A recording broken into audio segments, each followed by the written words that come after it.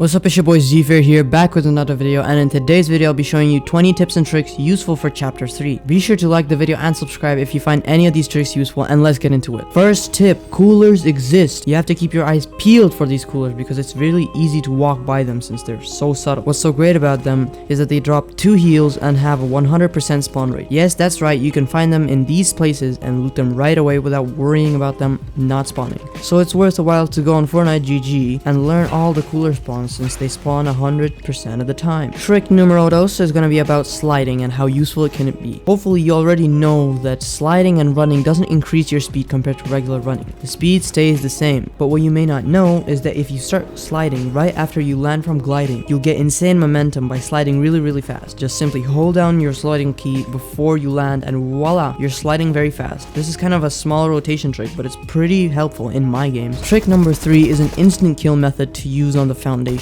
Although the rock has a lot of HP, he really isn't about that life. It isn't about drive or power when you can easily kill him via fall damage and get his mythic gun without hesitation. Grab a harpoon from somewhere, which there are actually harpoon spawns on the mini islands by the foundation statue that have some fishing rod barrels. If you get a harpoon, build up high right above the foundation's head and drag him up to the sky with a harpoon and he should fall to his death. That's an easy mythic AR every game. Speaking of harpoons, the new Spider-Man mythic, which is our 4th trick, isn't competitive as of recording this video and can be used as a harpoon, obviously alongside amazing web slinging mobility. You can cast your web at items just like a harpoon and it will come right back at you without wasting a web. Their distance also reaches up to 45 meters away. Spider-Man web shooters are really something worth looking out for when playing any game mode because they're really worth taking and including into the loadout. Not only they're web slinging good, as Epic would say it, offering the highest quality of mobility out there, but they also act like a harpoon. Why wouldn't you ever grab them if you get a chance? The 5th tip is about the big log trees which can fall over.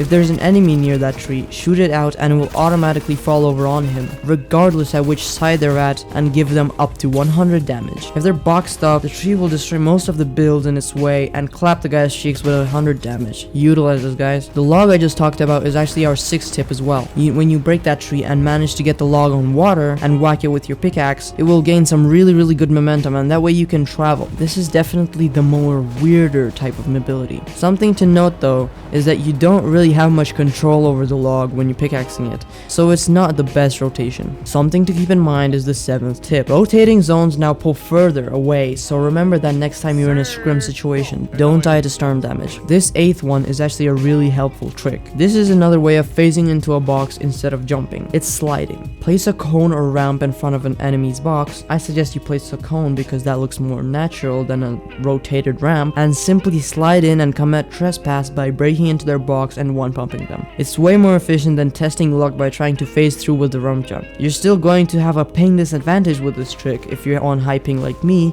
but it's way easier to execute, so start doing this in your fights. Now for the 9th tip. Do not press your movement keys while sliding, because if you do so, your reticle on your gun will be way bigger and you'll have more bloom when shoe sliding, kids. The reticle will actually shrink to be very small if you just leave the WASD keys alone. So on top of that, when you're just sliding and not shooting anybody, you can keep yourself from pressing the movement keys to train your muscle memory not to do so. Now this is a short but very useful tip to know, which is the 10th tip, that shotguns now do more damage to structures than before. Obviously, like everyone, I wish they did more damage to players, but you can't really do anything about that. But what you can do is break into a box way easier with your shotgun than it was before. For the 11th tip, you'll be excited to hear that the beloved loot boat is back. It freely roams around the map with ton of slurp barrels and chests all over it like before. You can make some good solo routines with this boat being back in the game. Speaking of which, a great solo routine can be planned out thanks to the sponsor of this video. Nah, I'm just kidding. Thanks to the 12th tip. There's a permanent llama spawn at a little hut nearby Logjam Lumberyard. Yes, that's right. Alongside with a chest and an NPC comes a permanent llama spawn. Good to know. For the 13th tip, Guzzle Juice. Guzzle Juice has been buffed. It heals you up to 100 HP way faster than it used to before. But remember, with great power comes great responsibility. But remember, if you pop it and take damage from the storm, the healing effect goes away. For the 14th tip, you can actually help your teammate fight off enemies even when knocked. knocked. You now crawl faster when knocked and can pick up and drop items to your teammate if he needs anything. Utilize this for good team play, guys. It's pretty useful. 15th trick is about the sliding feature again. Turn the slide hold time to 0.1. It may feel awkward at first, but when you master this new mechanic, you'll find out that 0.1 hold down time is the best hold down time you can set. For the 16th trick, you know how there are a lot of vaults around the map, and in team modes it requires all teammates of the squad to come up and scan by the vault door, but in solos you just can't open the vault? Well, nah, actually you can. If you just knock on NPC guard and carry their body to the vault, it will scan the NPC and you as two players and open. For the 17th trick, use visual sound effects. It recently got buffed. Before, if you set the visual SFX option on, there would be automatic 2D audio set and you couldn't have switched to 3D audio. But now you can switch your audio to 3D and have visual SFX. Besides that, visual SFX allows you to see stuff that's going on way more far away. Footsteps, cars, gunfire, you can all hear it from really far away now. It's just more worth it to switch to visual SFX.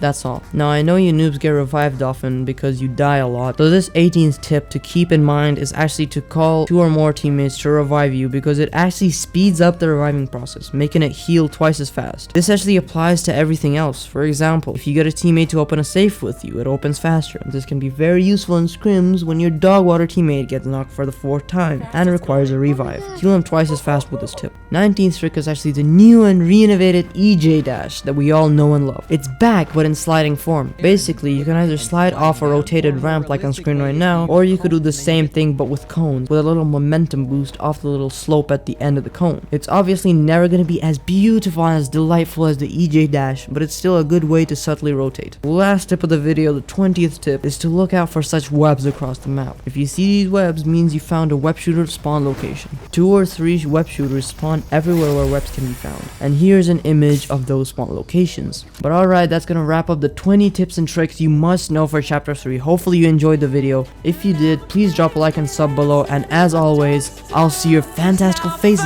next time.